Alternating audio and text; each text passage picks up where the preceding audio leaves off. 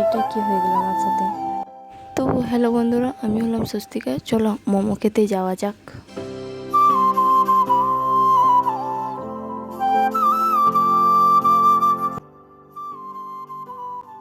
তোমরা তো গাইস জানোই তেঁতুল মাঠে বিরাট অন্ধকার, একটা লাইট পোস্টিংও কিছুই ম্যানেজ নেই। তো তাও আমি আমার ভাইকে নিয়ে যাচ্ছি।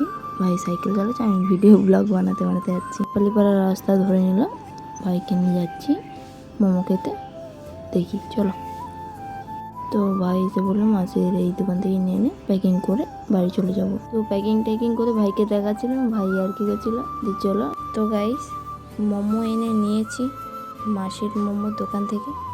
চলো টেস্ট করে রিভিউ দেওয়া যাক।